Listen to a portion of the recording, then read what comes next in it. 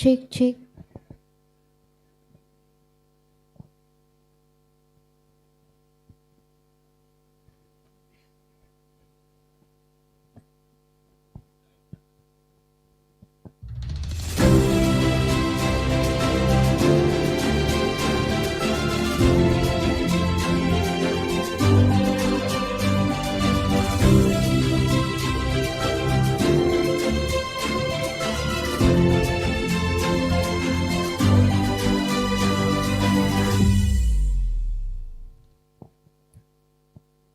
Baik. Assalamualaikum warahmatullahi wabarakatuh. Om Swastiastu, Namo Buddhaya, salam kebajikan bagi kita semua. Good morning everyone. Yang saya hormati, Dr. Andini SEMSI selaku Kepala Biro Kerjasama. Yang saya hormati, Dekan Fakultas Psikologi Universitas Merdeka Malang, Dr. Nawang Warsi Wulandari SPSI MSI Psikolog. Yang saya hormati, Wakil Dekan Fakultas Psikologi Universitas Merdeka Malang, Bapak Muhammad Untung Manara SPSI MA PhD. Yang terhormat, seluruh dosen dan staf Fakultas Psikologi Universitas Merdeka Malang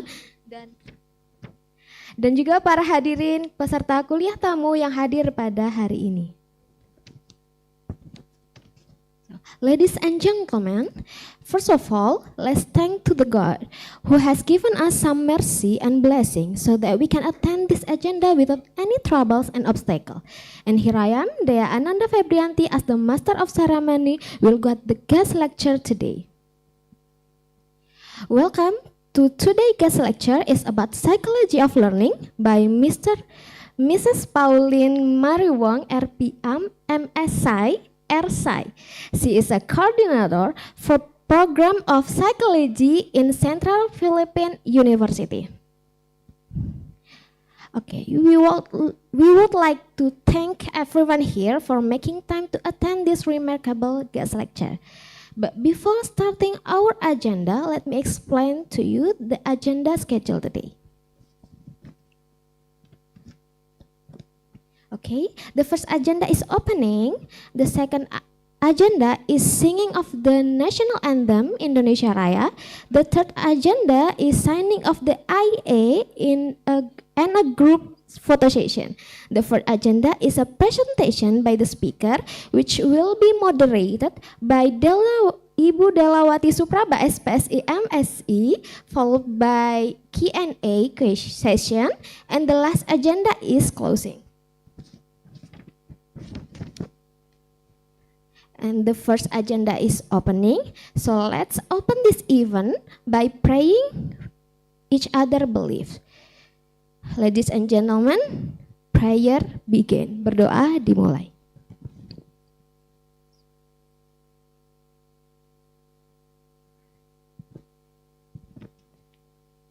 Ladies and gentlemen, prayer is done. Berdoa selesai.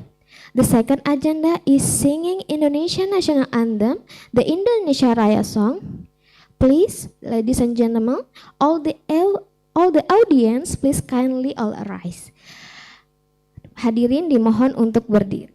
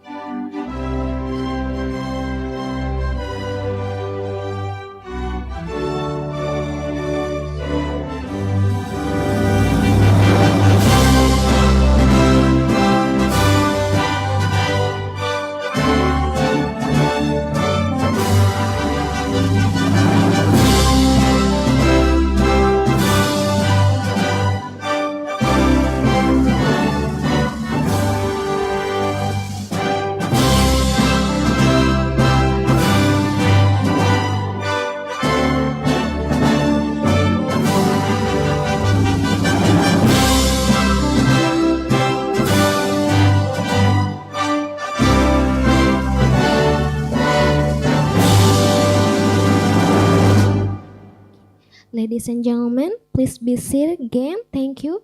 Hadirin dimohon untuk duduk kembali.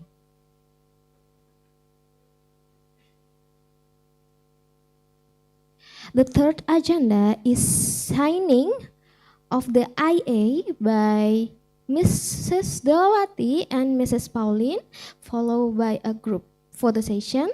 With all due respect, we kindly invite you both to the stage.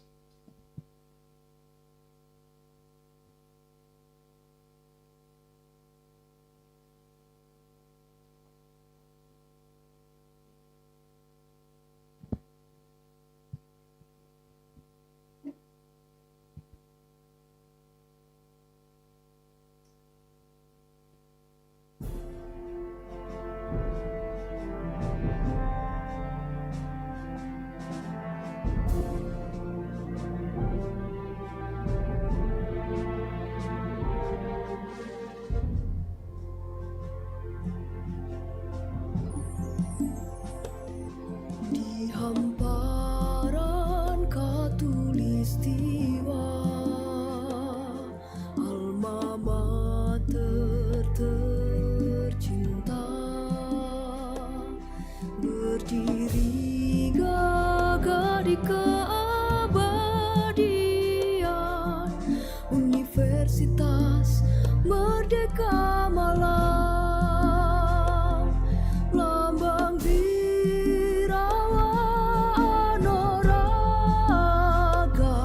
perkasa namun rendah hati,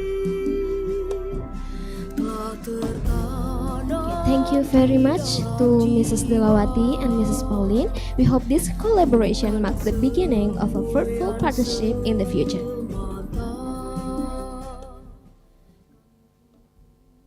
Ladies and gentlemen, now we proceed to the main agenda.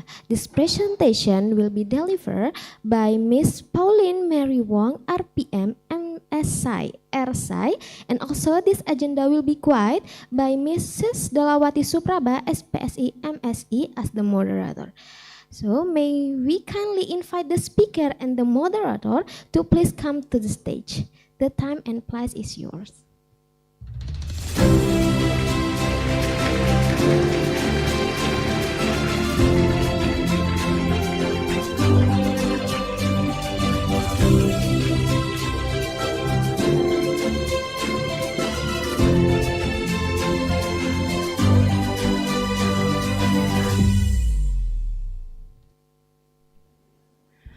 Baik, selamat pagi semuanya. Assalamualaikum warahmatullahi wabarakatuh. Saya harap semuanya dalam keadaan sehat ya. Sebelum kita mulai, karena di sini saya lihat ada Bapak Wakil Rektor 4, Bapak Profesor Pindo Tutuko, mohon berkenan Bapak untuk memberikan arahan terlebih dahulu sebelum kami memulai acara guest lecture ini. Silakan Bapak.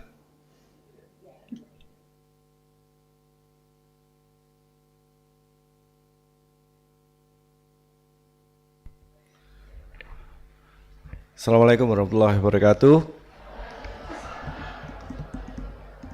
Selamat pagi. Salam sejahtera, Om Swastiastu, Namo Buddhaya, salam kebajikan, Rahayu. Very good morning. I forget the name. Miss Wong. Very glad to be here for you and welcome again in this occasion. This room is the large room for the academic activity. For instance, is this lecture.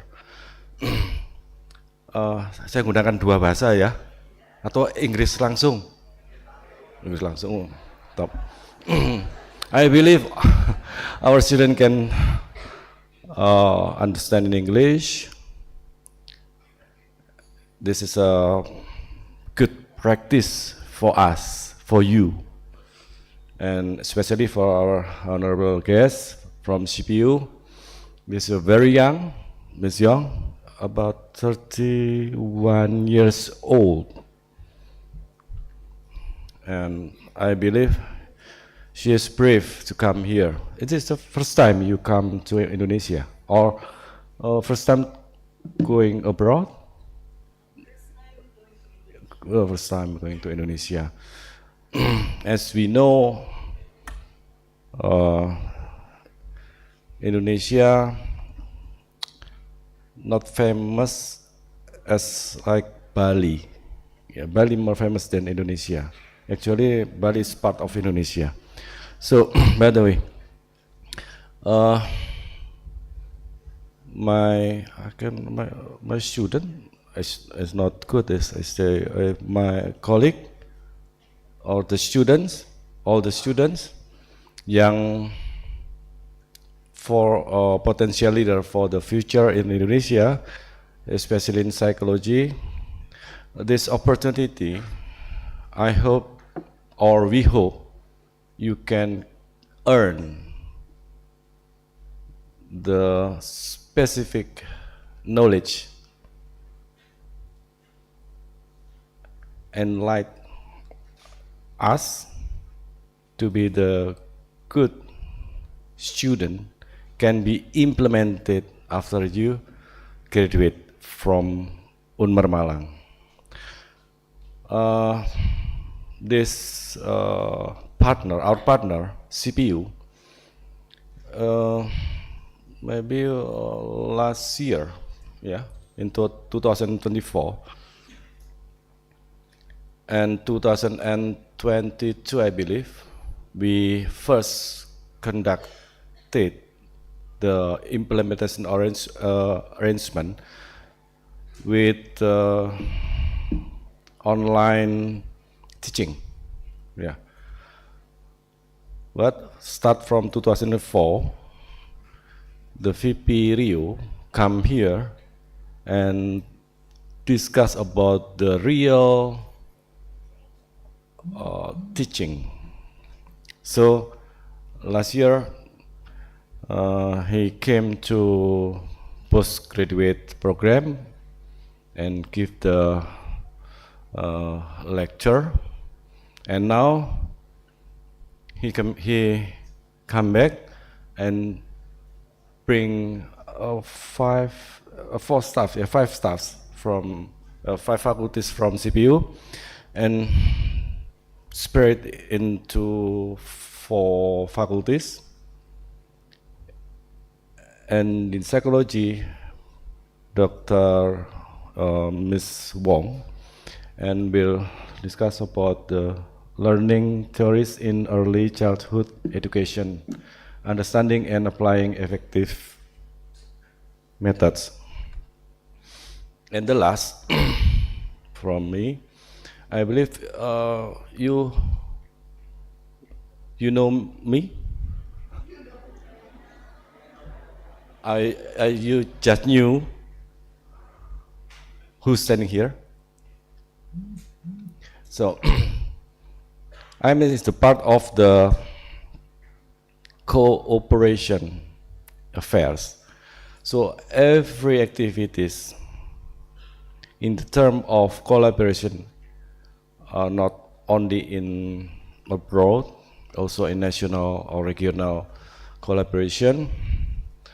We arrange all the activities in Unmar Malang. So CPU visiting is the part of all activity of the Cooperation Bureau. Dr. Andini is the head of Cooperation Bureau. And thank you the Dean, Dr. Nawang, Vice Dean also, and all the staff in psychology, and especially my beloved student in psychology can attend and try to catch up and figure out what she will say and speak in this discussion. Thank you and enjoy the lecture. Wassalamualaikum warahmatullahi wabarakatuh.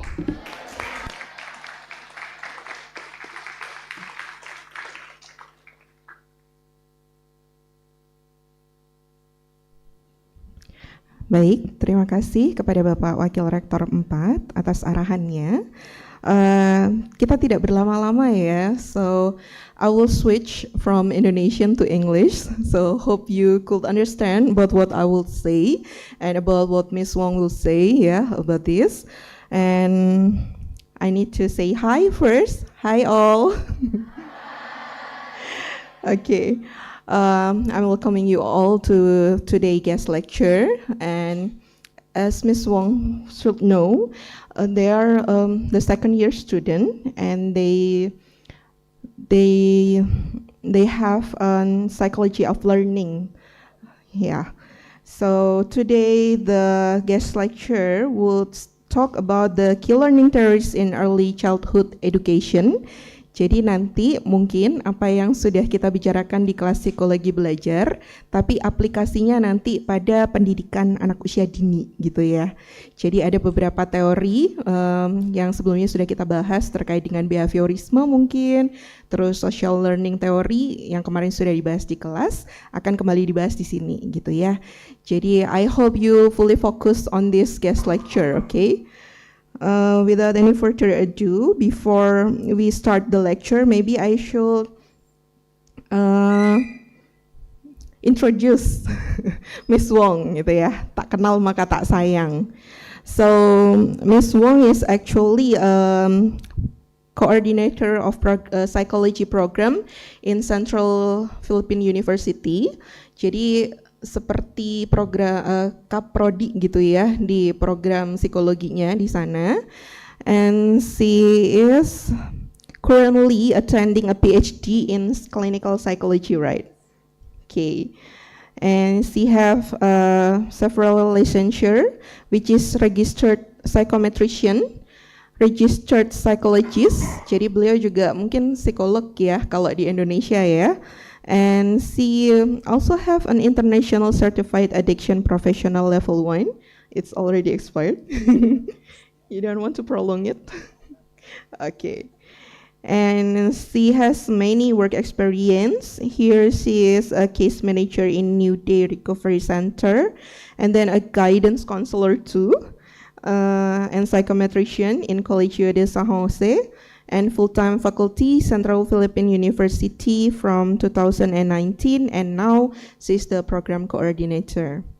Okay, so today's lecture is about key learning theories in early childhood education, and I simply hope that Ms. Wong could lecture us in this, yeah, and you could start from now on, and thank you, Ms. Wong.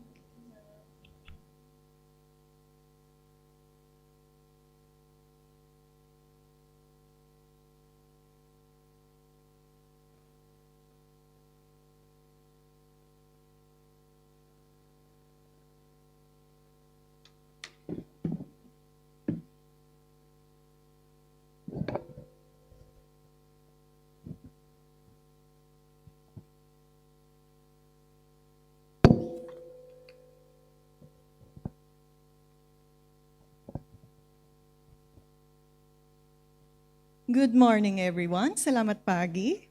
So, thank you for inviting me here. I decided to stand to walk around because this is how I usually teach in my classroom. You can call me Miss Pao, Miss Wong, but Miss Pao is okay.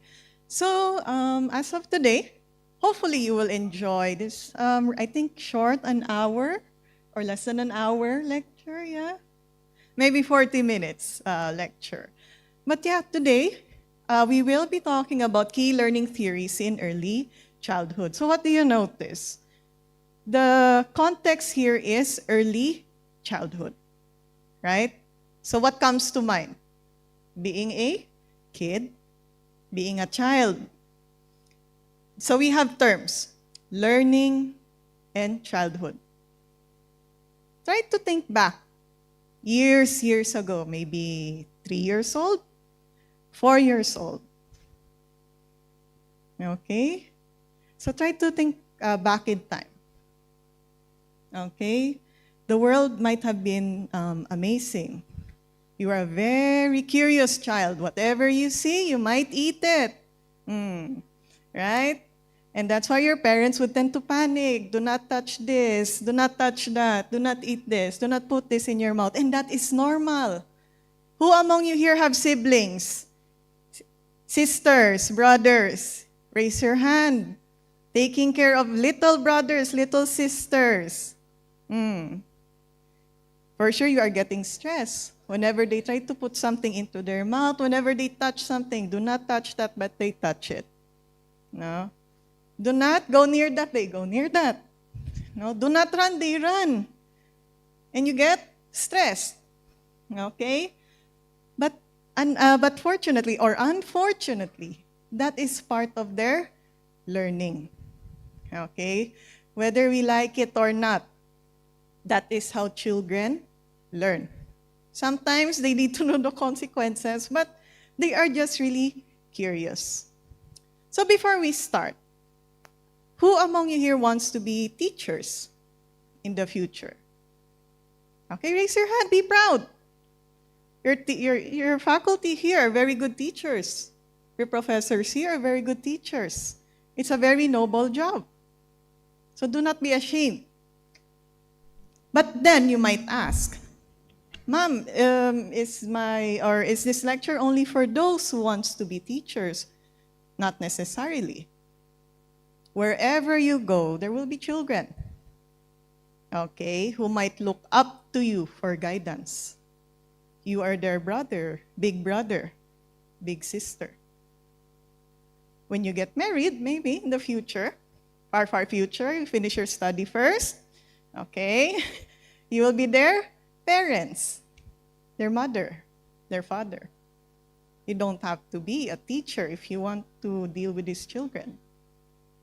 And in the Philippines, we believe that, the youth, the children are the future of the country. And we should take care of them. Okay? So let me just put this down and then. So now, what happened here? Okay. So let us simply briefly talk about this. You might see me, what do you call this? Skip certain slides from time to time, and you might ask, Mom, why do you like to walk around? It makes me energetic. And it helps me reconnect with my younger self. No, Mom, I know you're very young, yes, but it makes me reconnect with my child self. When you were children, you like to walk around, you like to run around, right? And now, I know right now you are seated, that's okay. Hopefully later you can stretch your legs, okay? But let's get into this. Now, we have to understand how learning is in early childhood. I'm not gonna read everything, but if you notice in highlight, children learn in different ways at varying paces. For those who have younger sisters, younger brothers, I know you would agree, they learn differently. Who among you here are doing their math homework? Who among you here are doing your sister's homework? They learn differently. Or when you were a child, I don't know if you can relate, but when I was a child, I would always cry when my father would teach me math. What is 3 times 3? I don't know. I don't know, Papa. Then I would cry. It's like 3 times 3, what is that? But when he would draw, or rather my auntie would come to the rescue. She would draw circles. She would draw a lot of circles, 9 times 9, and she would make me count. And then I know what 3 times 3 is. Instead of just shouting at me, demanding the answer that being shouted at, my auntie came here, okay, Pao here loves to draw. Pao is a visual learner. She loves visuals, seeing shapes. So what did my auntie do? She drew. She drew like many circles, and then I counted. And that is how I learned multiplication. I really love my auntie. Whenever we would go out, she would point out, these are the trees. How many leaves are there? And I would count. And that's how I learn. And I am telling you this because children learn in different ways. That's why I ask you, who among you here have little sisters, little brothers, teaching children? And I'm sure you notice that. You really have to be creative. In all honesty, I am not a parent. That's why I salute to all parents there. I salute to those who take care of children. Why? You have to be very creative. You have to be very resourceful. You have to draw, you suddenly become an artist. You were not an artist, suddenly you have to become an artist for your child, for your brother, for your sister, or even relative. Okay? Next. In this case, by applying these theories, teachers can create structured yet flexible learning environments that encourage. So I want to focus on this keyword. Kindly read encourage, exploration. Say it with me, exploration, problem solving, and social interaction. Social interaction. These are very important for children. Okay? They explore. Even as babies, right? You let them crawl and they already are eating something, what they picked up from the floor. Okay? I even had a friend. My friend doesn't like frogs, but her baby decided, okay, mama, here's a frog. No? So it's like, of course you may be afraid of frog, but for these children, they are actually exploring the world. Okay? Problem solving. Eventually, they will come across different problems. And these learning theories will guide them how to solve it. And of course, whether we like it or not, social interaction is very important.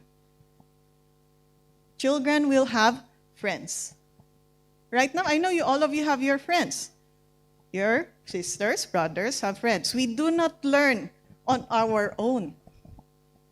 We need our teachers, our parents, our friends. And I know many of you can relate. Younger generation, or maybe even many of us, learn from the internet. But please be careful, okay?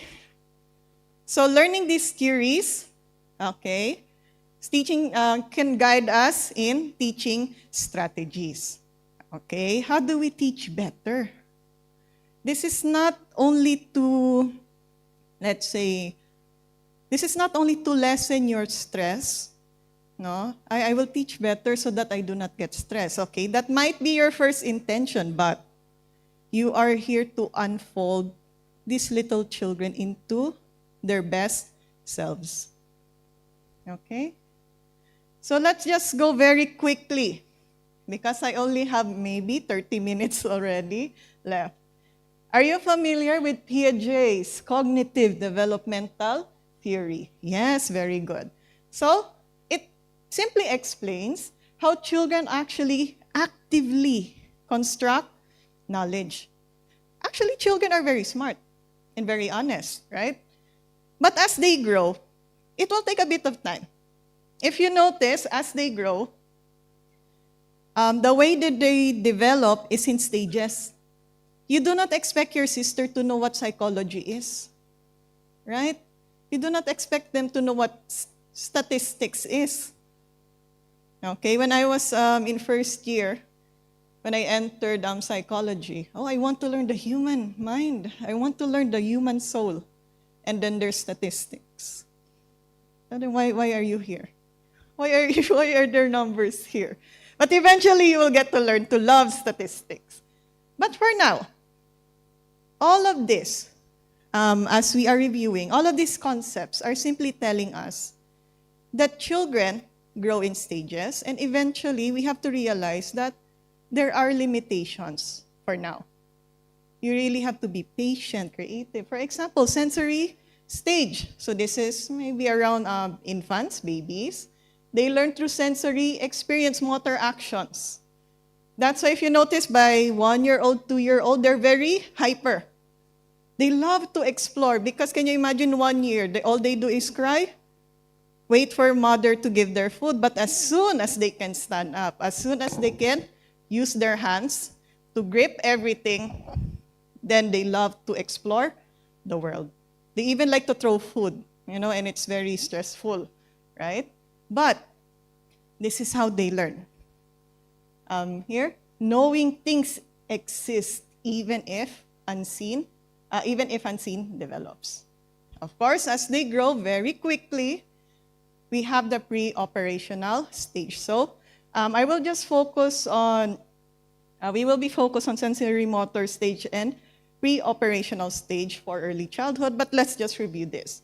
This time, they are able to use symbols, language, and imagination. Okay? And this is what is amazing about children. They can adopt any language. Okay? So they learn their first words, Papa, Mama. I'm not sure what is father or mother in your language. Mama, Papa as well, right? And other than that, just from listening, just from interacting with the parents, with the brothers and sisters, they already know how to talk. And they are very talkative. My God. As a guidance counselor before, I had, I think one of the peer counselor, grade 4, sit inside my office because he wants to have lunch with me while I was working. So, okay, you stay there. He keeps asking a lot of questions. And then one male guidance counselor appeared. Miss Wang, is that your boyfriend? I was like, no, that's not my boyfriend, do not. So they are very curious. They're very curious. I cannot blame. Of course, I did not. I didn't take it against the child, but they're very curious. Okay? So in the pre-operational stage, okay, they love to learn these symbols, languages, but what do you notice?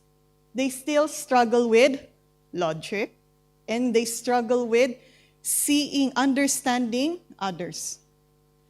What do you notice? Sometimes when they get mad, they like to hit. Even in the Philippines, they like to hit. And then the playmate cries. Okay? What do you usually do? Okay, you tell sorry. Say sorry to your playmate. Do you feel what your playmate, do you feel what you did to your playmate? They actually do not understand that. You really have to be patient. Along the way, you can explain to them. Why do their playmate cry when they hit? Okay? And here, the logic. I think this is where they do not understand the laws of conversion. When you give them a big cup, especially a wider cup, they prefer the wider cup than the thin and the vertical vase. It's also the same with money, right? They prefer a lot of coins than that 100,000 in Indonesian rupiah bill. That's why I know for those big sisters, big brothers, whenever maybe there's a celebration, oh, you like these coins? And you have 100,000 rupiah bill. You want these coins, you can exchange. They would take the coins and give you the paper because for them, more coins mean more money. But when they grow up, they realize, my brother, sister scammed me. But it's all for love. It's all for love and games. And then, of course, as they grow, ideally, when guided properly, you have your concrete operational stage. So they develop logical thinking and ideally hands-on learning. And then, of course, you have the formal stage. At this point, all of us in this room should be in this stage, meaning we are capable of thinking abstractly. When we mean abstract, keyword is abstract. We can understand things that we may not see, we may not feel, we may not touch, taste, or smell. For example, what is love? Many of you are like, what is love? But you know what I'm talking about, right? What is love? Parental love is different from the love of your friends. The love for your classmate, and whatever romantic love you have right now, right? These are abstracts. You cannot feel them, see them, okay, sense them, but you know it exists, okay? Now, as much as I want to give activities, okay, but unfortunately we are short on time. But hopefully, when your professors would hopefully share the PowerPoint, hopefully you can use this. When you teach, maybe when you have your internship, do your research, you can use this. So this would have been nice. Piaget's theory, small groups are given a description of a child. So actually, I even prepared like cases. Like, for example, you have a 3-year-old, Andy cries when his mother leaves for work, even when his grandmother reassures him she'll return. He thinks his mother is gone forever. Okay, that tends to be the case, right? When the child, okay, when the mother or the father, mostly the mother leaves, the child thought that the mother is gone forever, right? So sometimes the mother have to stay to assure, but this is actually sensory equivalent, sensory motor equivalent. Are you familiar with object permanence? Object permanence is when, for these children, in the sensory motor stage, when they do not see the person, the thing, they believe it is gone forever. That's why babies like peekaboo. Because they believe, okay, right, with peekaboo, you cover your face, and then when you show your face again, they believe you are there. Oh, you're gone forever. And then suddenly, oh, you're back again. That is object permanence. And they lack that. They don't have that yet. So when they think when they don't see you, they think you are gone forever. And then you suddenly reappear like, oh, you're back again. But of course, as you grow, you realize your mother going outside, your father going for work, you know that they are still there because you have object permanence. I may not see my friend, I may not see my sister, I may not see my crush, but I know they are there, right? Right. What's those giggling about? Okay, anyways. So these are the cases, so if you want, I'll just put it there. But for you to understand, hopefully for you to understand, you have different cases in Philippines, Indonesia, so on and so forth. Okay.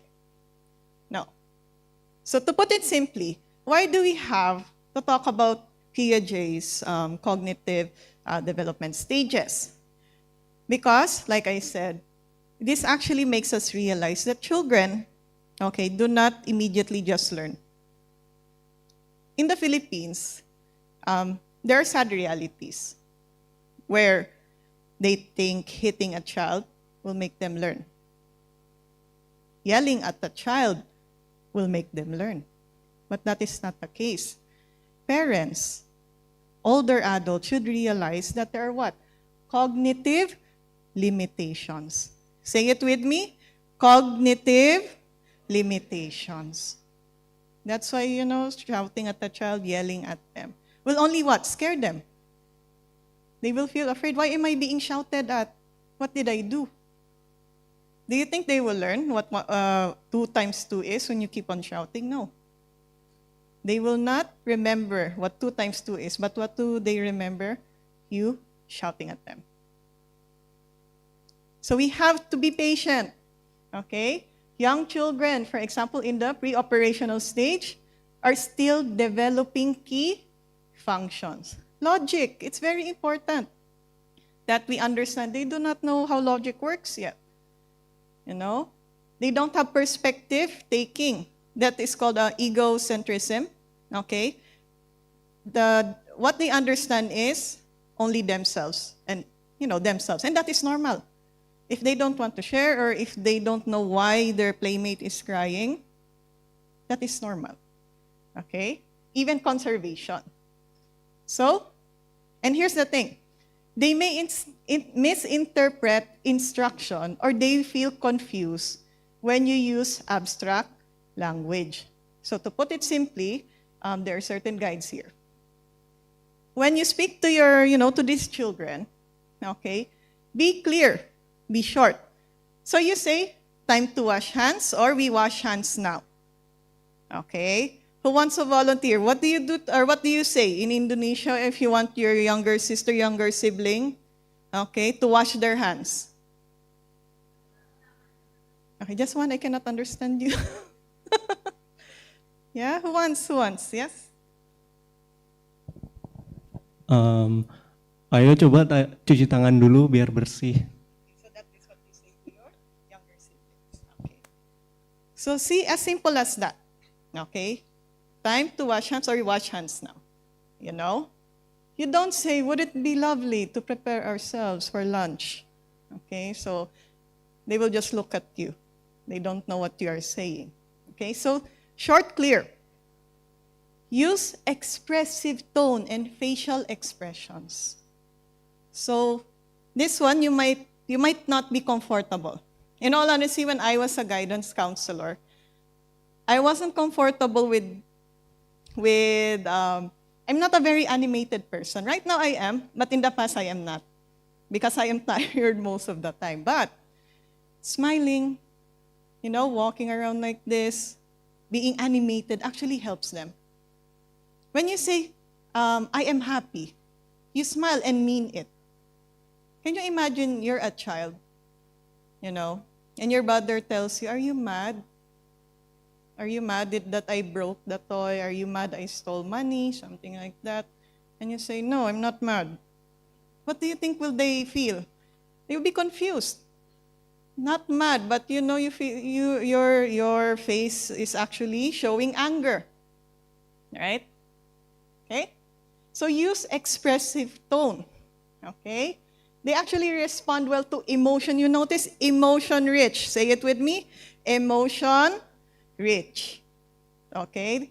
They also love, what you notice, they love storytelling and role play. Next, you check for understanding of words. If you want to make sure they understand you, okay, you can give them simple instruction. For example, can you tell me where the toy box is? Or point the toy box. No?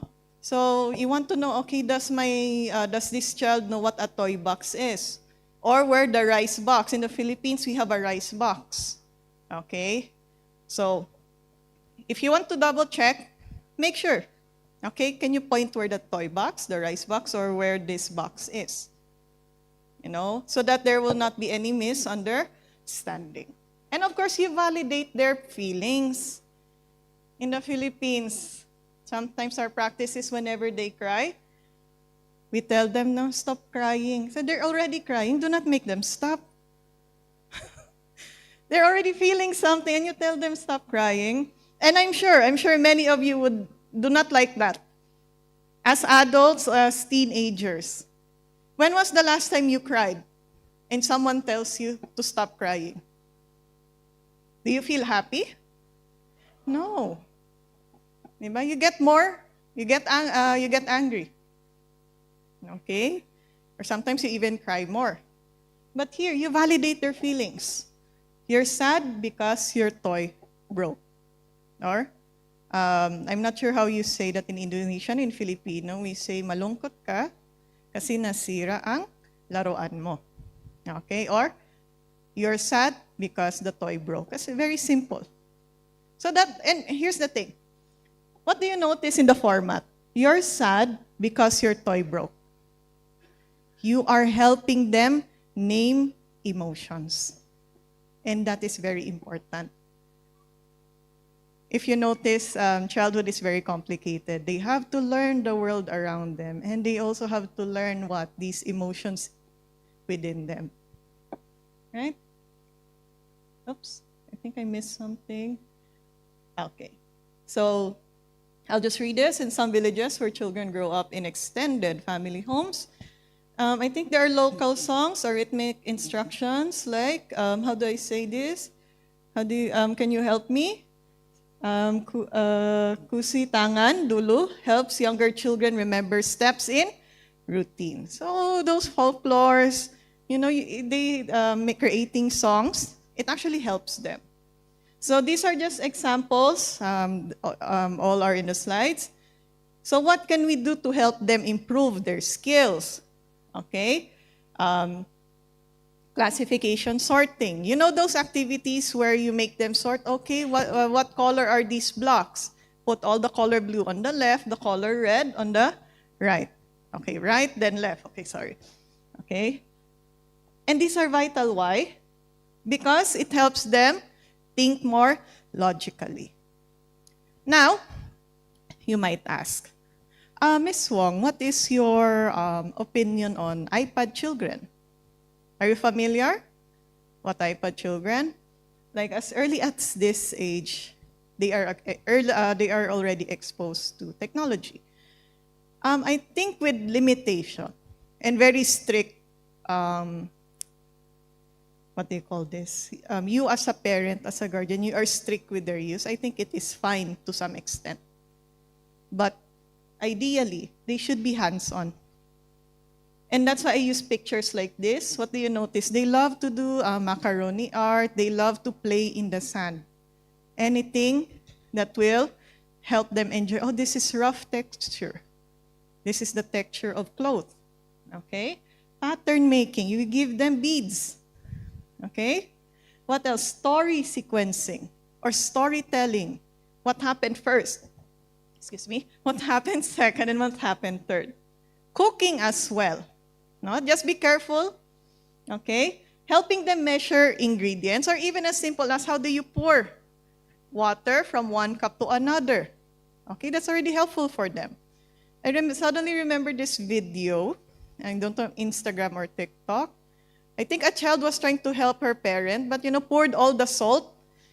Pour all of the salt into the pot. Okay? While the children was actually, the child was only curious. But of course, the parent didn't know that already, 1 kilo of salt is already put inside the pot. And when the parent tastes the soup, and I'm sure you can already imagine what it is like. Okay? Next, role play, dramatic play. Whenever I see children who love to run around, even though I am already cranky, let them be. That is actually a good sign. They like running around. Of course, they are supervised. They love to run around. They are laughing. They are pretending that the floor is lava. They are pretending that, the floor is on fire, something like that, or the floor is water and they have to run around to survive. That is actually role play. Let them be. That's part of them enhancing their imagination. Say it with me, imagination. Okay. Next, of course, you build blocks or Legos. Very simple activities. Okay, so a lola or nenek might involve their apu or, how do you pronounce this? Susu? Chuchu? Chuchu, okay, very cute. In preparing vegetables, okay? Asking them to sort the tomatoes. That's very simple. Let them sort the tomato, the rice. Let them wash the rice. Of course, you guide them or else the rice will go everywhere. From onions, okay? Tomatoes, onion, then rice. And this supports classification. You don't have to buy everything, buy all the toys. Simple activities like this also build connection. Who among you here loves to cook with your grandmother, with your relatives, with your parents? Okay, raise your hand. Who among you here loves to cook? Right? Because you have what? Positive reinforcement. You have what? Connection with these people. Okay. So, are you familiar with Vygotsky's sociocultural theory? Okay, so we'll just be quick about this. Ma'am, how much time do I have?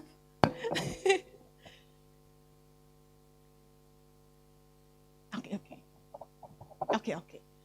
So, oh no. I think this is my problem even as a teacher in CPU. I just love discussing with my students.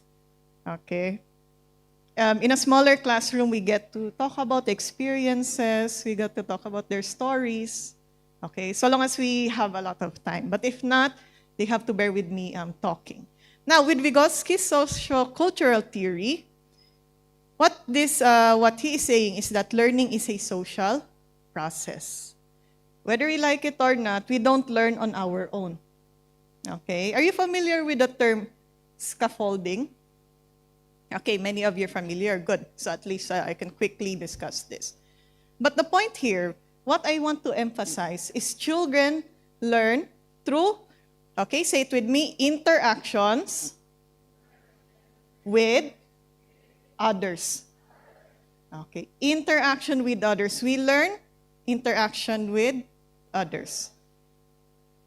Who among you here can tie their shoelace? Of course, mine doesn't have any shoelace. But who among you here can tie their shoelace? Raise your hand. Okay? Okay. So we have a few who know. I don't know about the rest. Ma'am, I never wear shoelace. That's okay. I won't judge. Why am I asking this? Who taught you to tie your shoelace?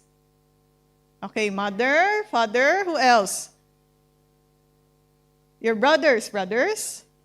Sometimes grandparents, friends, sometimes internet. But I know before the internet, you have, these people who teach you.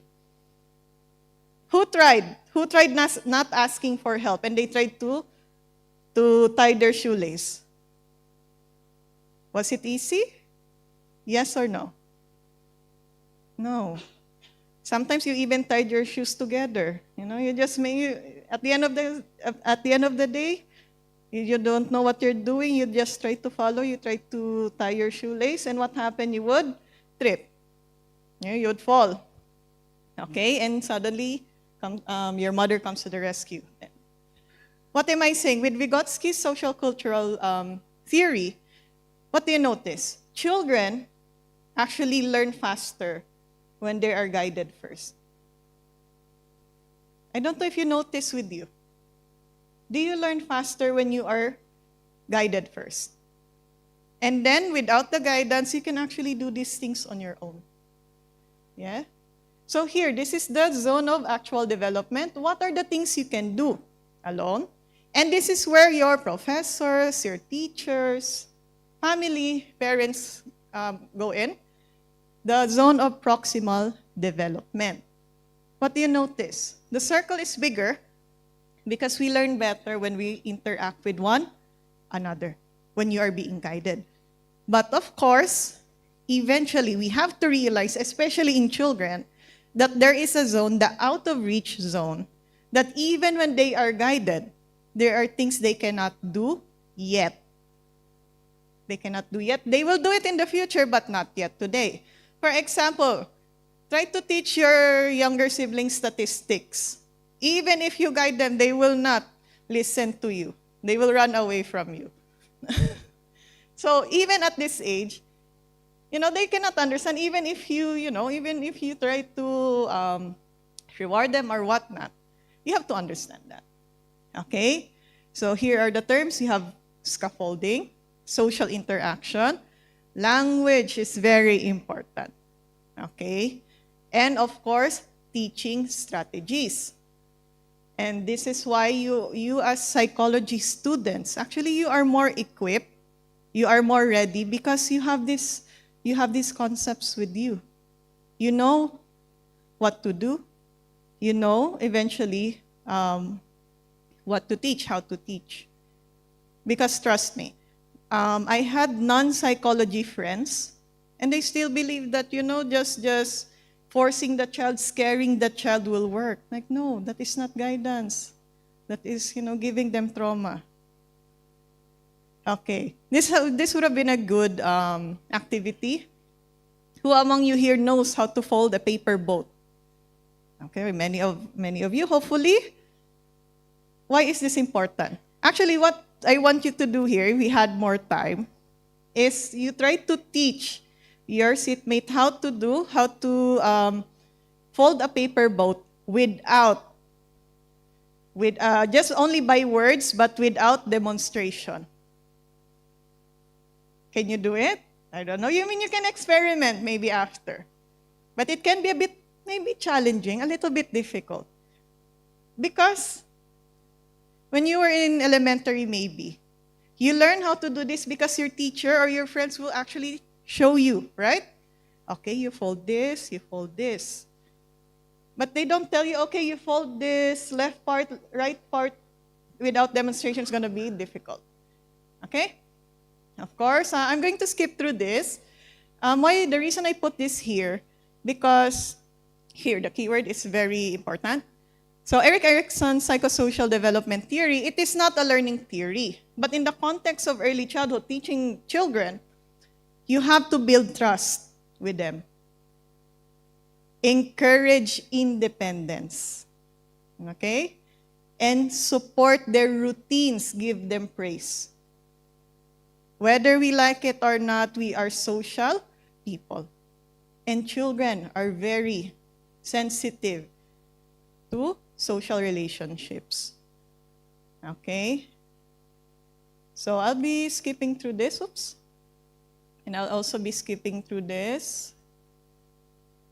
But for this slide, I just want to emphasize, it's just a repeat of what I said. According to John Dewey's progressive education theory, people or even children actually learn by doing, by experiencing. Correct? Who among you here, okay? Just another question. Who are still scared until now when they have to do reporting? Your teacher assign you, Doc Untong, or your teacher assigns you, okay, you will report this topic. The first time you report, how do you feel? Okay, nervous, scared. But eventually, the more you actually practice that, you will feel confident. Okay? And that's why right now, even though I'm a little bit nervous because this is my first international lecture, but I had a lot of practice by actually learning how to give lectures. You know, that's why they say, na, Pa, you have to go out there, I'll feed you to the wolves. In short, you really must learn by doing it. And you know, you get confident along the way. So, what I'm saying is, with practice, hopefully, that feelings of nervousness will be replaced with confidence. All of you will be fine. Okay? Next, of course, student-centered approach. Here's an important thing. Education should be tailored to the children's interests and needs. And are you familiar with special needs? Children with special needs. Eventually, when you have or I think third year, maybe abnormal psychology, I think. Special, okay, that's very good, that's very good. So you might be facing children with special needs, children with ADHD, maybe learning disability, or ASD, autism spectrum disorder. And this is what John Dewey is saying. We must have student-centered approach, which is easier said than done. In the Philippines, we have certain practices, but it can be difficult because, especially when there is only one teacher to like 100 students, sometimes the teacher cannot look after the needs of their students with special needs. And of course, social learning. Teamwork, discussion, group work. And what do you notice here? This is why I like group discussions, because we retain more information when we discuss experiences, when we discuss something that is relatable, right? Even though 5% lecture, but hopefully this lecture gets to help you one way or another. But what do you notice? Just memorizing it, you might not actually retain. Who among you here, you just memorize, then eventually you don't remember anymore? Who can relate to that? But when you talk to your friends about it, when you even practice and even teach others, you actually retain the knowledge. Okay? This is not a learning theory, but the reason I put this here, you're familiar with Maslow's, yeah? But the reason I put this here, so, when you are a teacher, a parent, older sister, older sibling, or brother, look into the needs of these children first. What if they cannot learn, they find it difficult to learn, it's because they are hungry. These are realities. Can you imagine going to class, 8 a.m. class, and you did not have your coffee, you did not have your breakfast? How do you feel? Very angry, some hungry. To some people, it's hungry, or angry, no? Right? How much more for these children? Many of them actually appear sleepy. You might think, oh, this student is lazy. No, this child is lazy. No. Or they're always sleepy. But for all you know, they actually didn't have the basic needs. So this might affect learning. So it's not a key theory in learning, but if you notice, it is related to that. Okay, if you want to apply it for children. They're easily frustrated, negative talk, they doubt themselves. But mostly it's sleeping. Some of them are just blanking, the blank stare. You try to talk to them, they're just looking up, looking at you. You don't know if they're listening, but maybe it's because they're hungry actually. Okay? This one, behaviorism. I'll be quick about this. Are you familiar with Pavlov? Yes, so we cannot forget the Pavlov's dog. Okay, and the very saliva, the saliva experiment. Actually, what is very interesting, Pavlov was not supposed to research about conditioning. Okay, he only wanted to measure the saliva of the dogs.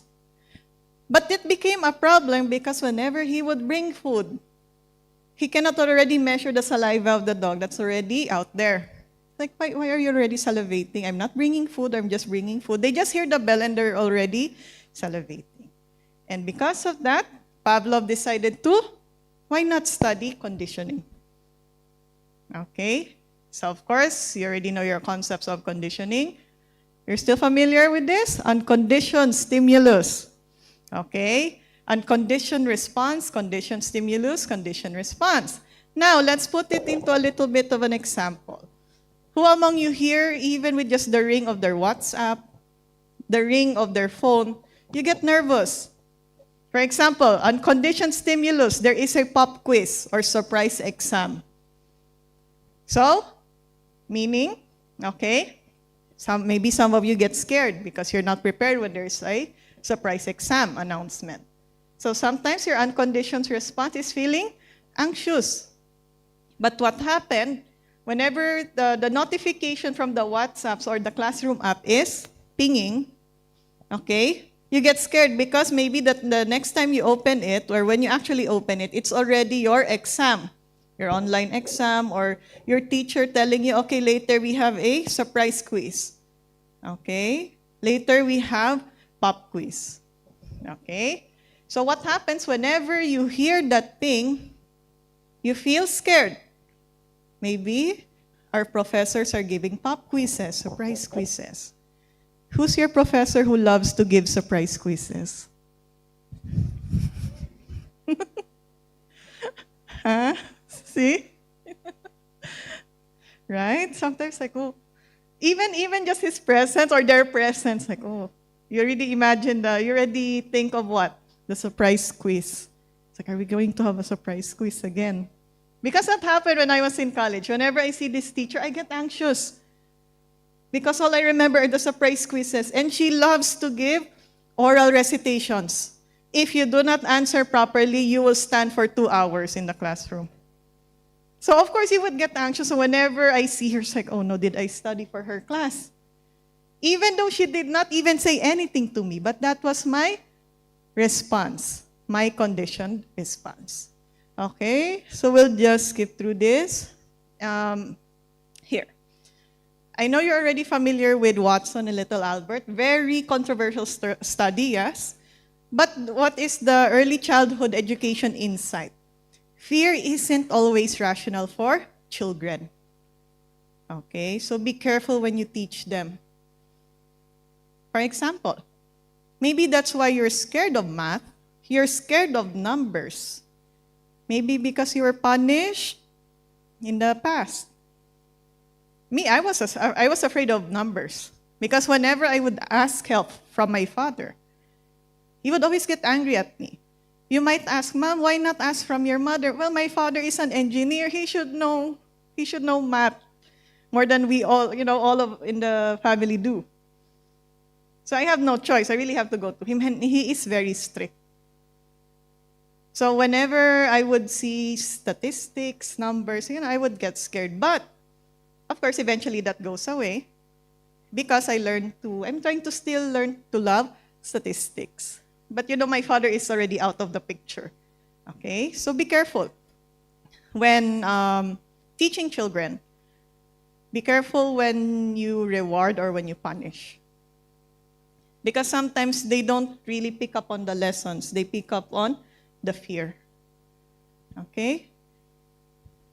So even toddlers can develop fears due to repeated association. Some of them fear actually the toilet, the bathtub, or even the shadows, right? Or even dolls.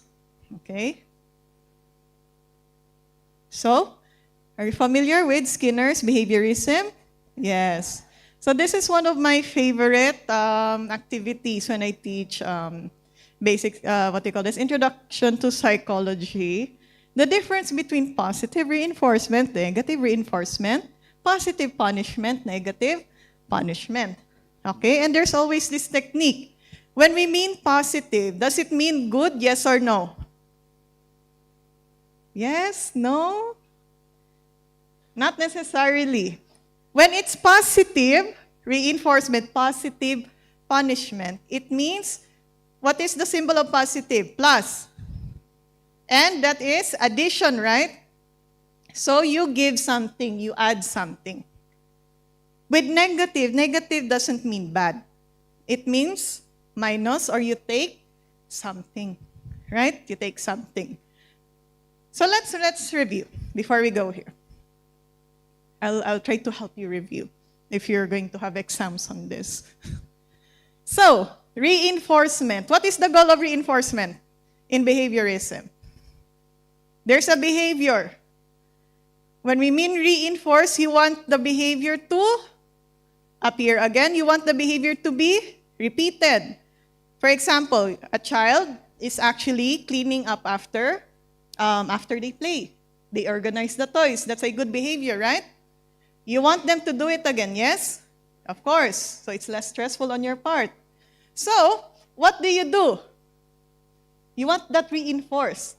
You want them to do it again. That is reinforcement. Now you have two options. Do I do positive? No. You have positive. You want to give something to the child. Add. Okay, addition, plus. What do you give to the child so that they will clean their, organize their toys better? Give them candy, right? You give them food. Okay? Very simple. Now, there's another way to, reinforce the behavior. You want them to clean up again. But this time, what can you remove so that the behavior is repeated? This one is very tricky now, right? What if you don't have candies anymore? You can't give your sibling candies all the time. So, one tip there is, you remove chores, okay? So you already clean. You don't have to wash the plates anymore. You don't have to water the plants anymore, right? So you remove something they don't like, okay? So, okay, you don't have to help cook anymore. I mean, maybe if they don't like cooking, you can remove that. So you remove something so that the behavior is repeated. So the child will think, okay, so if I clean my toys, if I organize my toys, I don't have to wash the plates. And when I don't have to wash the plates, I have more time to draw. I have more time to visit my friends. It's a win-win situation. Okay?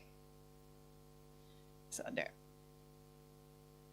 For punishment, okay? Punishment is, for example, there's a behavior. The child is shouting in the classroom or shouting at you. Is that a positive, negative behavior? Negative behavior. Do you want the child to keep shouting, yes or no? No. So do you want that behavior to Repeat or no? Of course, no. You want that behavior to stop. That's why you try to quote-unquote punish. So with positive, what can you give so that the behavior will stop? Okay? What do you give to them? You give something they don't like so that the behavior will stop. So for example, you try to scold.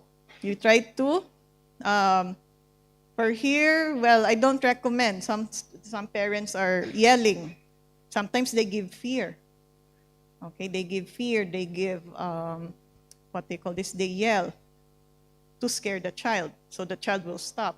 Sadly, that's positive punishment. But there are cases, what? You give them more chores. Since you are shouting, I'll put more. I'll give you more plates to clean. I'll give you more chores. You, instead of 1 hour cleaning, you get another hour of cleaning. Of course, that will make them stop. No, I don't want to clean. And of course, with negative punishment, what do you remove so that they will stop the behavior? You remove what? Sometimes their toys. You remove the iPad. You keep on shouting, we will get your iPad. We will get your toy. So hopefully that helps, okay? So very quick, okay? There.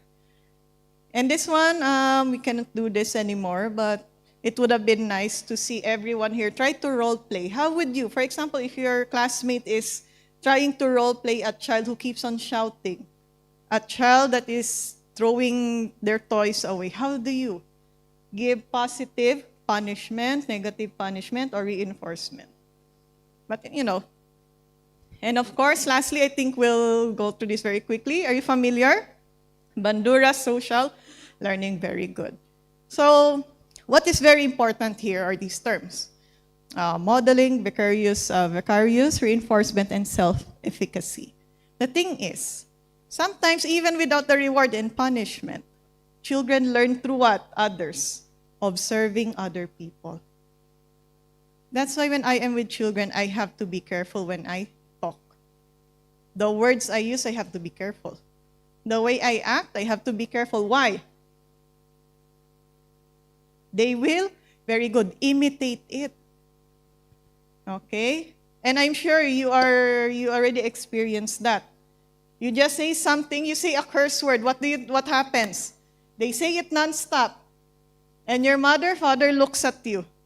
Who taught you that? Did you teach him that? And you would be scared, like, no, I did not. Even though you were guilty. No, so you have to be careful. Because that's one way they learn. Okay? So children copy behaviors and seeing someone rewarded. Here's the thing. This is where the reward and punishment comes in again. Okay? So if they notice you are cursing, you like to say bad words, and your parents are actually, they punish you for that. Do you think the child will imitate? Yes or no? Maybe no. Oh no, big brother, big sister is being punished. Less allowance because of cursing, because of bad behavior. So the child will not imitate. But if your sister, brother sees you or hears you cursing, and your friends are laughing, you're being praised, you're being applauded, they will actually copy. Oh, my big brother, big sister looks cool. All their friends are laughing. I should also curse. And and after that you become in trouble. You are put in trouble. And of course, self-efficacy. Okay, so I like this. I like the concept of self-efficacy. The belief that we can do it. Okay, we are capable of actually doing it. Believing that we are capable of doing it. So for those of you in the psychology program, I highly suggest to increase your self-efficacy. Believing that you are capable is actually you winning half of the battle. Meaning, you can do it, okay? All you have to do is actually do it, and then you are victorious. And this happened to me. During my psychology board exam, okay, I was so busy. I only had 2 weeks to study and work. And then my coworker talked to me. Miss Wong, you can do it. self-efficacy, Ms. Wong. I know I know that you can do it. Because I was already a bit depressed that time. It's like, oh no, can I pass this? I only studied for 2 weeks. Okay? But she was like, no, self-efficacy. And thankfully, because of that, I actually passed the board exams. And I know you can do it as well. So if you are doubting yourself, go back, review self-efficacy. Okay? So sadly, we cannot really discuss much of this. So I just simplified most of the concepts. But hopefully this PowerPoint will be helpful to everyone. I know I already went beyond the 20 minutes. Yeah. So again, if you notice, the Bobo doll experiment, it really goes to show that children will imitate behavior that they see that is being rewarded. Because it all started with what? The adult punching the Bobo doll. And they also did the same. Okay? So be careful. My parents actually, I'm thankful for my parents. They do their best whenever they argue to hide from us. They don't want, I would always hear my mother, do not fight in front of the kids because we might imitate it. Okay, although there were cases that we did see, but we know it's not a good behavior. Okay, so these are just applications. So, of course, there's collaborative learning, feedback, reinforcement, and you address the issue, the behavioral issue. Okay? So I'm not going to go through this. Maybe I'll just end it. So before we close, last 5 minutes, ma'am. So before we close, what do we learn here? Children learn not just by listening, but by what? Can you read? Doing, observing, and being guided. As future educators, be it the clinical field, industrial, okay, educational community, be it counselors, caregivers, your behavior actually matters as much as your lesson plans. And this is important. Ma'am, I'm not going to be a teacher. I don't need to do lesson plans, yeah? But no, children will still learn from you, whether you like it or not. Learning is not a one-size-fits-all. This is another takeaway. Children will have different needs, different ways of learning. Okay? And as hopefully, as you all go home, as you all go to your studies, ask yourself, what learning theory resonates with you the most? You know, that stuck with you. Is it the punishment, Bandura social learning, Skinner's? Okay? And this is a nice closing. Piaget reminds us that children's thinking is what? Very, can you read it? Very different from adults. Okay? Vygotsky pushes us to teach just above their current skill level. Vygotsky reminds us to teach, to scaffold, to guide. Skinner shows that behavior is shaped by what we reward or we punish. And Bandura reminds us that kids watch everything. So be careful. So I leave you with this. You don't have to be perfect. But every moment with a child, sisters, their friends, younger brothers, every time you are with them, it's a chance to teach. You just don't teach them content. You just don't teach them logic. Not only knowledge, but what do you teach? Read it with me. Character, confidence, and connection. So thank you for having me. Thank you for having me for this one.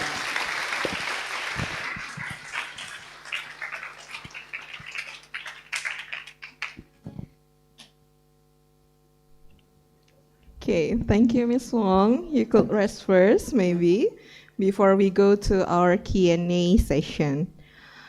Baik, jadi tadi sudah banyak ya yang dibahas ya, termasuk beberapa review apa yang sudah kita pelajari di kelas, terutama minggu lalu kita baru saja membahas tentang apa?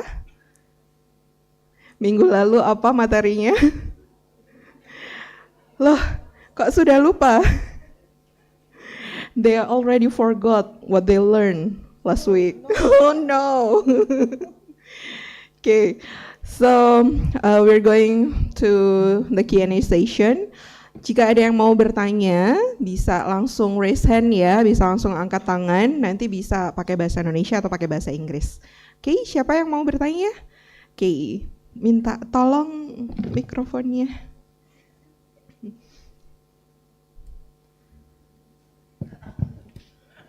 Okay, good morning everyone, ladies and gentlemen.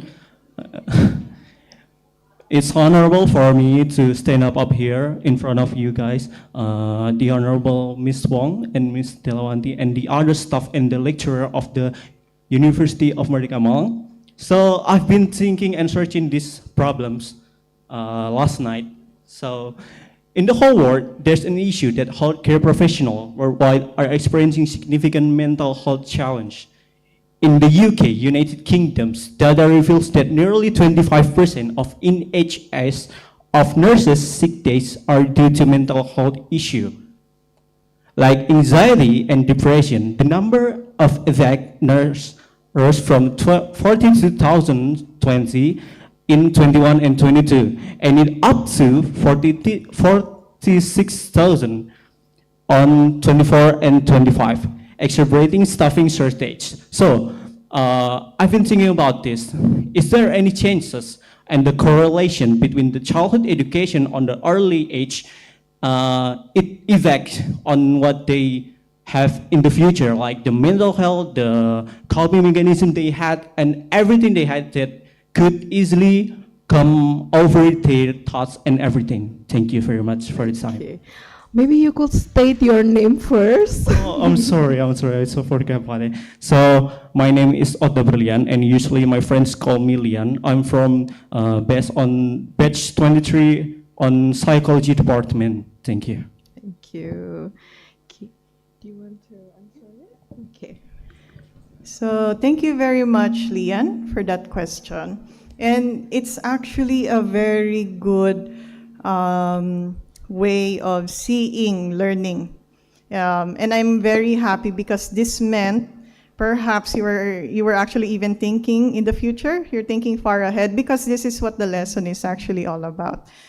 When we learn how to teach properly, okay, for example, if a teacher knows how to adjust to their students' needs, adjust to their students' capabilities, ideally and hopefully, mental health issues will actually lessen. Okay? Maybe in the past, unfortunately, maybe in the past, teaching wasn't really, and again, it depends on every country. Learning, a lot of factors, and learning is one of it. Maybe they grew up, they were scolded most of the time. They didn't know what was happening. They were given fear and trauma instead of lectures, instead of making them understand why people are angry at them. And this contributed to, like you said, anxiety, depression. So actually, the way we teach as parents, big brothers, the way we interact actually, just interaction, actually, aside from correlation, could also have an effect with developing mental health problems. But this is the good thing. The opposite is true. If we know how to teach better, approach things better, mental health could also improve. Okay, if we are more understanding, okay, more sensitive to the needs of these children as they grow up. Actually, their mental health might improve. And what is better and what is good with that? When these are mentally healthy adults, they actually teach this coping, this learning into their children who will hopefully also grow as mentally healthy. So thank you for that, Liam. So maybe this is a message to everyone, okay, that whatever theories that is being, whatever you study actually goes to the real world. There is actually a correlation effect at the end of the day, we want mental health to be improved. All of this, what you are doing right now, presentation, research, exams, okay, as psychology students, soon to be graduates. All of this is for the improvement of the mental health of your people and for everyone. So thank you for that, Liam, for that question.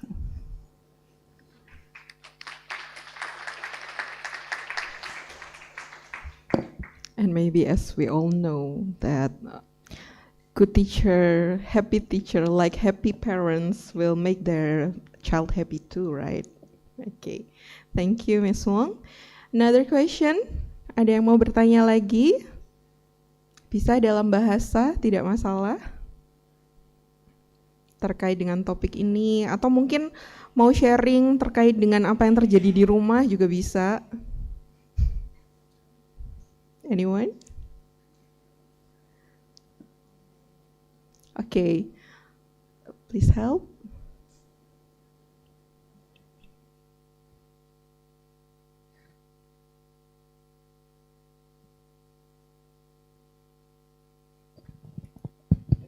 Assalamualaikum warahmatullahi wabarakatuh.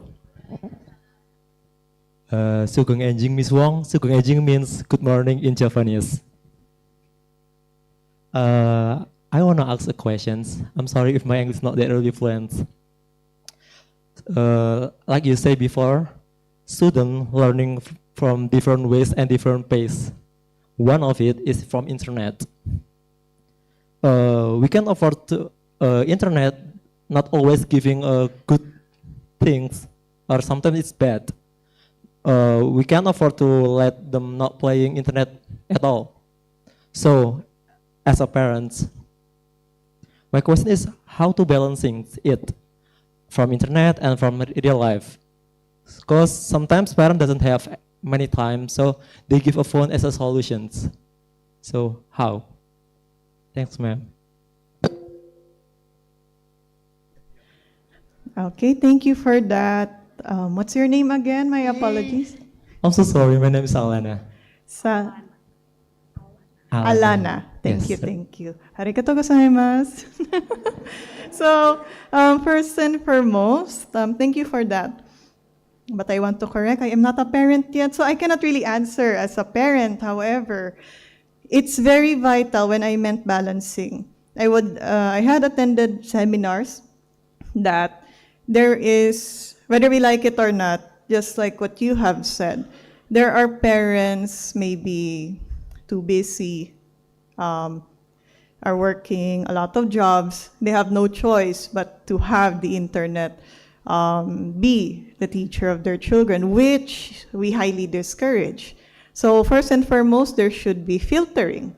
Okay, what type of media do they only have access to? Ideally, for example, for YouTubes, I think you're familiar with YouTube Kids. Ideally, it's that, but that is not enough. Even in YouTube Kids, there are actually videos that are not too good. Okay, so as a parent, it is also your duty to double check what they are watching. Okay, making a playlist. Okay, double check everything you watch. You even watch with them if you want, so that there is interaction, connection. When I also meant balancing, this also means that maybe there should only be less than an hour screen time depending on the age. Okay, the younger the child, the lesser the screen time ideally should be. Maybe 20 minutes a day if they really have no choice.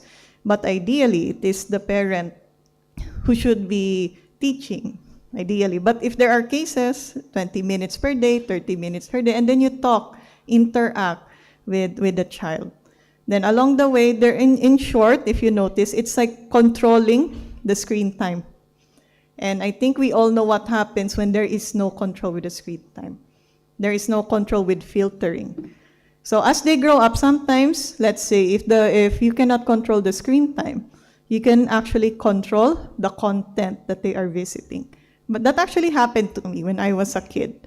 My parents actually controlled Um, Admittedly, they cannot control my screen time. However, they actually controlled what websites I can go to. And I'm thankful for them for doing that. So there are actually a lot of creative ways. But ideally, it all goes back to controlling screen time, their content, and that is coming from a point of view of a professor. But you might want to share point of view of a parent, ma'am. I actually couldn't really control my child's screen time too because I'm work. So when I'm here, my child still watch it. But when I go home, I kind of talk to her. What did you see? Jadi saya ngobrol gitu ya. Apa yang dilihat tadi? Terus what did you learn from it? Why did you see it? Gitu. Terus kalau pas lagi ada waktu, if I have time, I will be beside her actually, and I will ask her, where did you saw that? Where did you find this kind of video actually? Soalnya memang sulit sekali ya untuk mengkontrol terkait dengan perbedaan generasi juga ya. So there is a generation gap too, me with my child. So yeah, we need to be beside them actually when they access the internet, because like Miss Wong said, YouTube Kids is not 100% for kids actually. Maybe that. And I just want to add, what Ma'am Della is actually doing is actually making connections so that, oh, how are you? Do you want to share? My father actually did that. He knows that he cannot control my screen time. So he would, we would talk. Oh, where did you learn that game from? Because I like to play video games. Oh, they want to play together. There is this building of connection that I can trust my parent, I can trust my guardian, than the people in the internet. So even if I would see not so good things on the internet, I know that, when I go offline, I know that I am loved, I know that I am okay in real life. So what Ma'am Della is doing is connecting through the internet. It's like, it's not really fighting the internet, but rather through the internet, there's connection being built. There's actually bonding. And I got to remember that with my father, we would play games together. What game is this? I think you know more about this game than I do. So, we would talk about this, like, Dad, why did you do this? You're not supposed to do this. We would talk about strategies. We would talk about characters. Why did you like that character, Dad? Like, I don't know. He looks cool. Why do you like that character? Something like that. It's all for bonding, which I appreciate. So, I think aside from limited screen time, content, there's also bonding. Yeah. So, thank you for that question.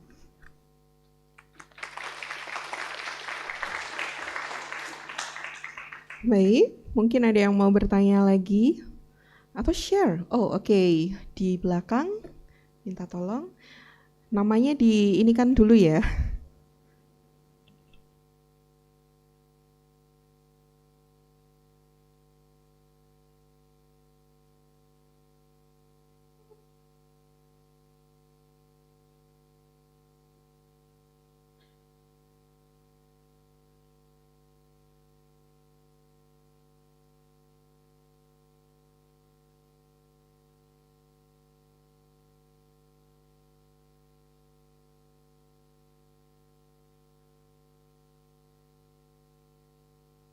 Thank you. Good morning, Miss. The first thing, my name is Wiku. I'm sorry I can't speak English well, but I wanna try my best. I just wanna know about your opinion as a professional. I just wanna know what is your opinion about a boy, but he act like a girl. What's wrong with his learn in the childhood? And what should we do if we found that case? Just that. Thank you. Thank you for that question. Rico, right? Yes. Yeah, thank you. So that's actually a bit tricky. Back in my experience as a case manager, we do a lot of case studies. We look into the childhood, and that is actually one important point you said. Look into the people's childhood. But we also, let's not forget, we also look into the person's culture as well. I am in not any way, I cannot say if there is something wrong with that person, because it depends on the culture.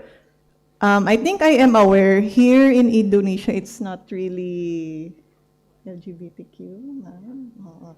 I am aware in Indonesia, it's people are conservative when it comes to the LGBTQ. Yes, is that what you're?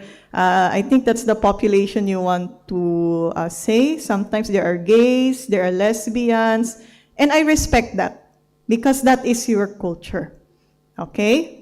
However, in the Philippines, it's a bit, what do you call this? We tend to be more understanding. So, what do you call this? But however, even if we tend to be more understanding, we still look into their cases. So but if you want my opinion, you say you want my opinion, I would look into the culture first.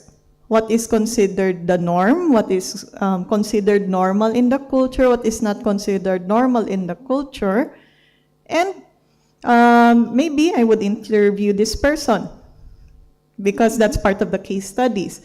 We interviewed them, what happened to them? Maybe, from your perspective, maybe something really went wrong. Maybe they got hurt, maybe they were bullied, possibly. Okay, but as you create the case study for me, on my personal opinion, as a professor or professional, we have to look at the culture as well. So maybe in Indonesia, here in Indonesia, you can maybe remind them, okay, what the culture is about. But in the Philippines, okay, it's a bit different. However, like I said, what the culture is, where am I respect that. Okay? Because here's the thing. The reason I am saying that, you might have clients with different cultural backgrounds. I had clients who are actually outside of Asia. They are very liberated. Of course, I will not fight them. That is not my job to correct them. However, my job is to help them. Okay? I had various clients. And remember I think my first job was substance use. So these are users of drugs. I don't think fighting them is a good thing. However, but here's the thing. If you have good relationship with them, okay, if you have a good relationship with them, they will actually listen your perspective. They will understand your culture. They will actually be concerned. They will actually understand why you are concerned for them. I had a lot of gay clients. Okay? But I treat them based on the cultural background. So I do not harshly judge them because they are here. For example, it depends on the referral problem. They are here because they want to stop using drugs. And if I see, for example, I had a client. He would have different partners, engage with different, sorry for the term, I'm sure you are all mature adults here. A lot of casual sex, a lot of those, not so good practices. And after building a good relationship with him, I tell him, I think you should stop this. I don't think this is good for your recovery. If you want to stop using drugs, stop drinking, I don't think going to these parties will help you. And they will not be defensive. It all starts with a good case study, good relationship with them. So that when you do try to show your concern, they will actually listen. Okay? But of course, as professionals, if really they care for themselves, they will actually stop this bad behavior. But, you know, it's their freedom. Sadly, we have to respect it as well. But thank you for that question, Riku. Because we will be facing, all of you actually, might be facing different clients of different background. But please remember, do not fight them. I did before. It did not end well. I was strict. I was very strict before. However, when you have a good relationship with them, you actually enjoy helping them. And you actually learn from them. Yeah. So thank you for that. Terima kasih.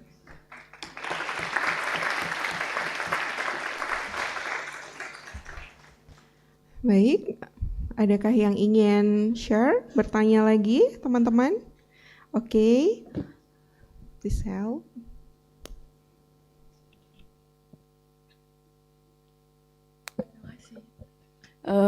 First of all, thank you, Ms. Wong. It's such an honor and pleasure. My name is Stefania. You can call me Fania.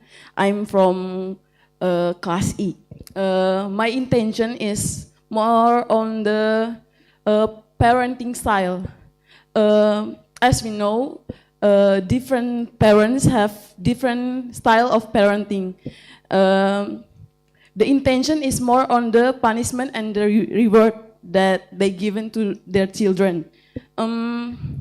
If the case was the parents use type of parenting like, if you do not do your homework, I will hit you, or why you not done your homework, stand right here, or some of verbal abuse like that. And the question is, if thing like I said before just happen one time, was that gonna affect future of the children, like their growth in the future or their self-confidence in the future? That's the question. Thank you. Thank you very much, Fania. Yeah. Yes, so thank you for that question. If that only happened one time, just one time, it really depends on many factors. For example, if the parent had done that, but eventually apologizes, I'm sorry I did that, I was wrong, I will do better, goes to therapy, attends more seminar to be a quote-unquote better parent, maybe the child can forgive, and that will not be really a traumatic incident or traumatic event for them. And they will remember more that their parent actually apologized, their parent wanted to connect. Okay?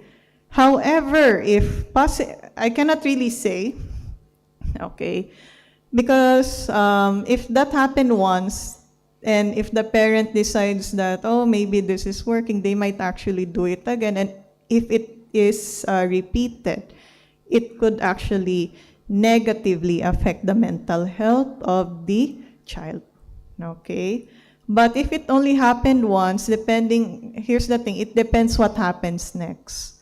Once, and then the parents, what do you call this? Explains, ask for forgiveness, wanting to repair the bond with the child, and then the child is no longer disciplined that way. And I think the child will be okay. Okay? However, if we don't know what will happen next, it's a little bit tricky. Because if it happened once, because here's the thing, I know there are cases with parents, they do it, but they do not do it anymore, but they don't talk about it. It's like silent treatment, like, okay, no, we don't talk about that.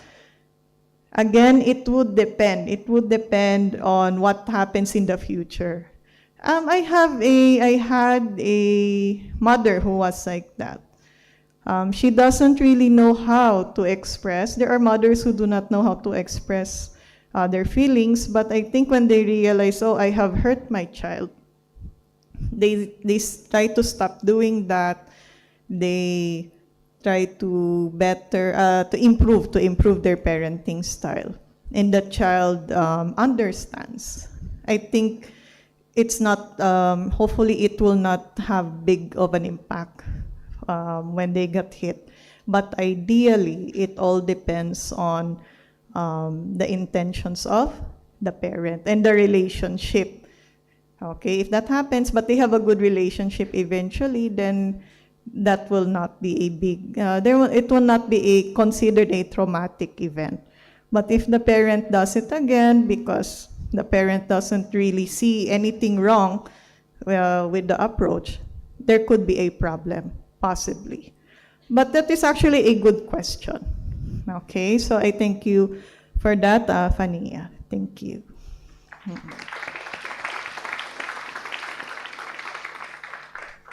Okay, maybe there's more. Okay, Mbak, tolong. Oh, okay.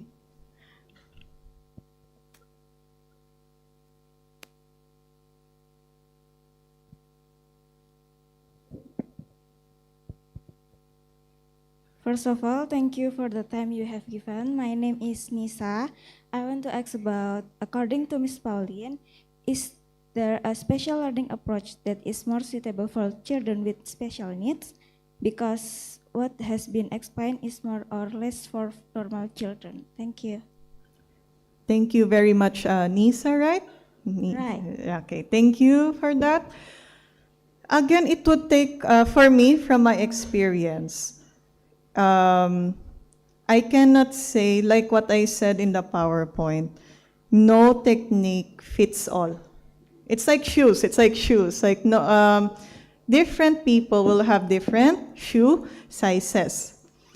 And when it comes to children with special needs, and I'm sure there are a lot, even with autism spectrum disorder, it's actually on a spectrum, different levels.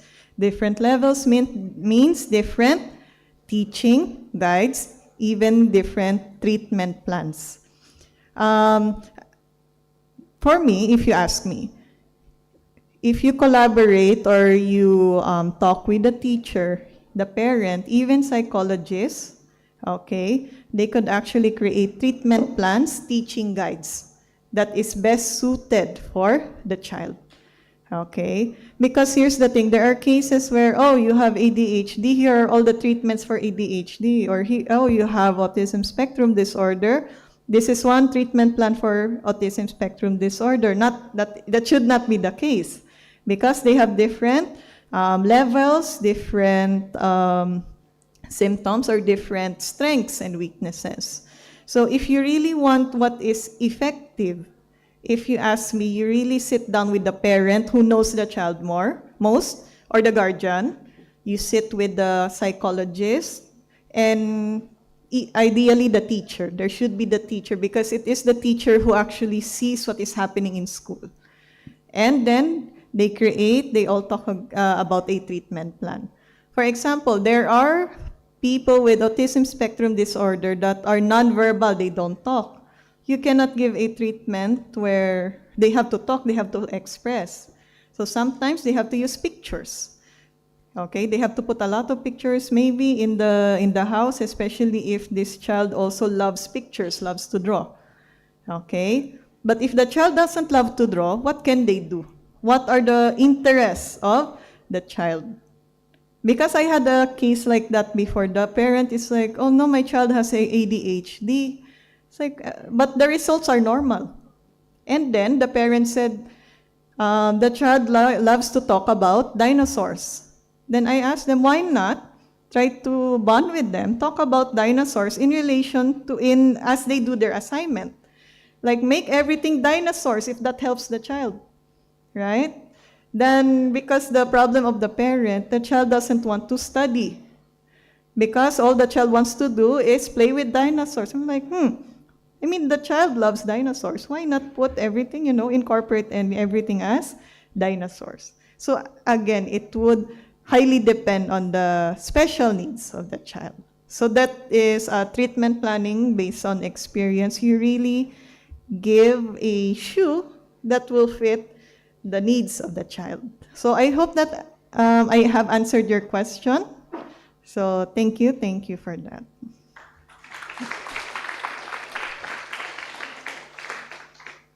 Okay. And maybe next semester kamu bisa ambil mata kuliah pilihan yang psikologi anak berkebutuhan khusus ya Mbak. Okay. Maybe one last question. Anyone? Okay, right in front.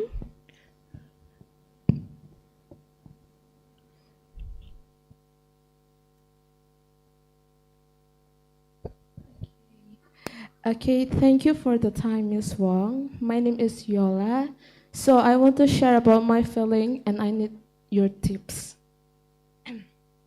Okay, I grew up in the family who never share feeling each other. So it's really hard for me to share everything and I don't have feel confident for anything. So can you give me tips or can you give us tips like what can I do to help myself to believe in myself to survive anything and feel confident to trying the new things that I never gotten from my parents before. Yeah, thank you. So thank you for that, Yoru. What's your name again? Yora, sorry. So thank you for that, Yora. First and foremost, I want to say I like your fashion statement. Thank you for being here, for showing up. And this goes to everyone. I know many of you are going through something. Parents not really telling you what you want to hear.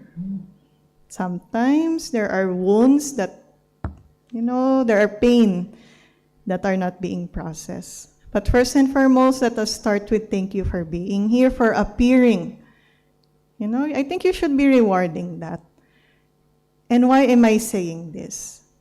It's because you can start with celebrating your strengths, and stop one thing for sure. Stop comparing yourself from one another.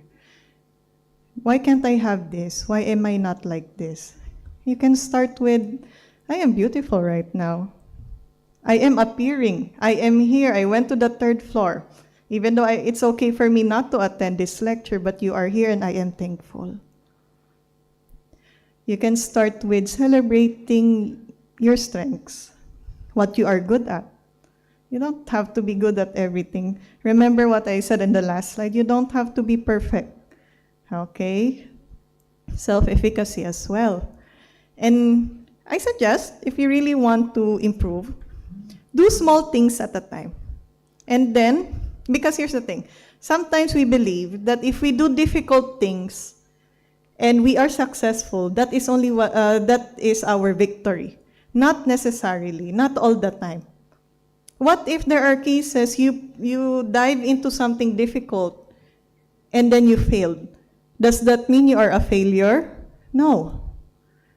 Just like children, we all go through this. Sometimes we go through what? Stages. We go through steps. And sometimes it's okay to start with something small. Get to know yourself along the way. Start with something, what do you like to do? What do you enjoy doing? And take pride in that. Okay? Because that also happened to me. I believe I wasn't going to be a good lecturer. Actually, like 10 years before. When I started in rehab, the first activity, I was introverted. I don't like to talk. And here I am, very happy. I was so shy. I'm actually still a little bit introverted. Like maybe after this, I will sleep a lot. Then I will have my own space, But when work is work, okay, I have to do it. And I am not ashamed. Because, that's who I am. And I love who I am. So long as I don't hurt the people around me. Do not forget that. Okay? Now going back. My first work in the rehab, I thought I was just going to go to the computer, do case studies, and then my boss tell me, okay, next week you give a lecture about forgiveness to people who are using drugs. I'm like, excuse me? I just graduated a few months ago and now you're telling me to give a talk in a different language to people. In this rehab, these people who use drugs are CEOs, business owners, because they can afford the drug, why not, right? And I was like, oh my Lord, I'm just a 20-year-old graduate, and I'm going to talk about forgiveness to the CEOs who use fancy drugs. Will they even listen to me? You know, but along the way, it was not perfect, but I would focus on the effort. I would focus on what I put in. And I always tell myself, whenever there is a battle, whenever there is a challenge, you give it your all so you don't have any regret. Okay? And you know, from that effort, from that hard work, learn to love yourself a bit better. Here's the thing, it's not easy always doing things. You will fail, you will be awkward, you know, you will even get mad at yourself. Why did I do that? But, you know, always go back. I still did it. I still pushed through. It's better than not doing it at all. And you know what? Whatever the result, I grew. You know, even just for a little bit, maybe 5%, 10%, that is still progress. And you know what? That helped me. At first, and for example, this is my first time to give an international lecture, but I enjoyed it. Along the way, those hundreds of lectures I did, they were not perfect, but I always learned from it. And as I learned, I always pat myself. Maybe there were times I was cringe to my students. Maybe there were times I was awkward, but I still did what I can. And then I improve. And I know, not only for Yora, but also for everyone else, you all can do it. Okay? And your teachers, you have very wonderful teachers. Okay? They're doing their best, and these are very good professionals. Okay? And believe them, believe me, when we all say, you all can do it. It's not going to be perfect. It's not going to be smooth. But be proud of who you're going to be in that journey. Of course, as long as you do not hurt other people around you. Okay? Thank you very much for that.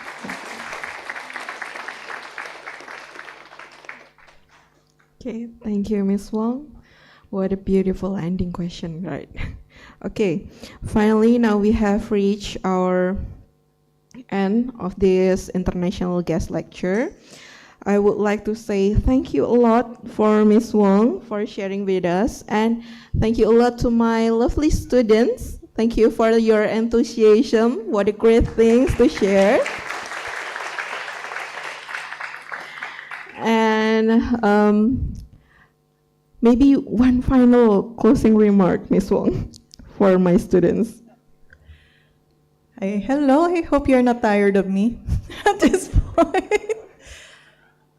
Just a very short closing. I want to say thank you very much for having me here. It has been an honor. I know that many of you have still many things to do, many assignments. Okay, and I am cheering. I am cheering for everyone. You are all going to be great professionals in your own field. Do not doubt that. You will be okay. You will be more than okay.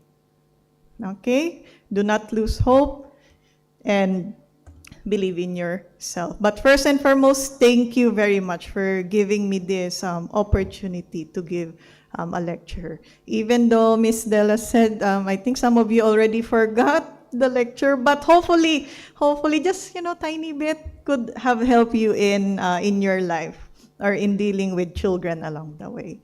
Because eventually, you will be in my place, you will be in our place, you will be the next professionals.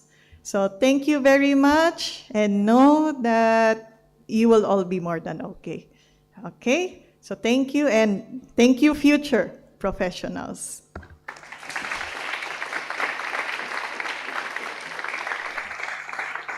Okay, thank you very much, Miss Wong. Berikutnya saya serahkan kembali ke MC. Terima kasih. Mohon maaf jika selama memandu ini saya ada kesalahan kata. Terima kasih.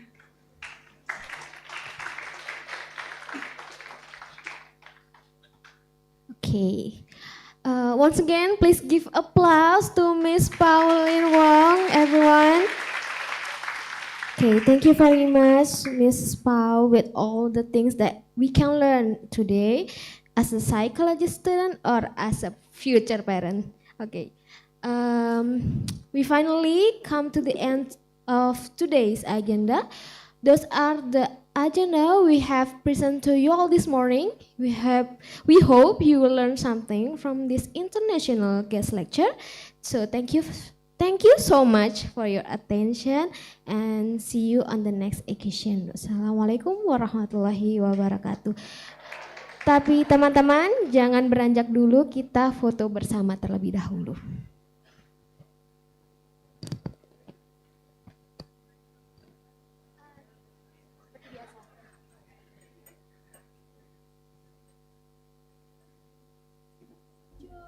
Dan selalu ku bangga, sang perkasa namun rendah. Teman-teman diharapkan untuk berdiri ya biar kelihatan semuanya.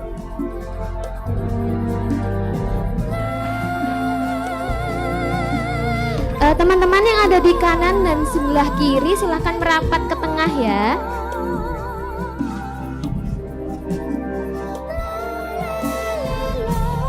Oke, silakan merapat ke tengah atau mau maju ke depan boleh. Maju nggak apa-apa kak. Maju.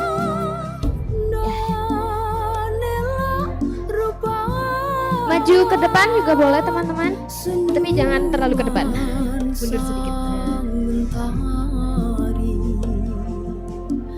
Di bumi merdeka bertahta Panji Birawa. Yang di belakang minta tolong untuk berdiri sebentar untuk foto ya. Yang di belakang minta tolong berdiri, silakan maju ke depan, merapat. Teman-teman yang di belakang minta tolong berdiri ya.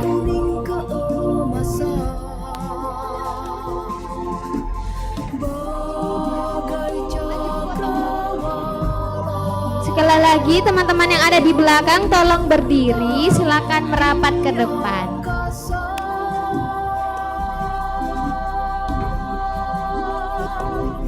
Di hamparan khatulistiwa, alma mater tercinta, berdiri gagah di keabadian Universitas Merdeka Malang, lambang Terima kasih.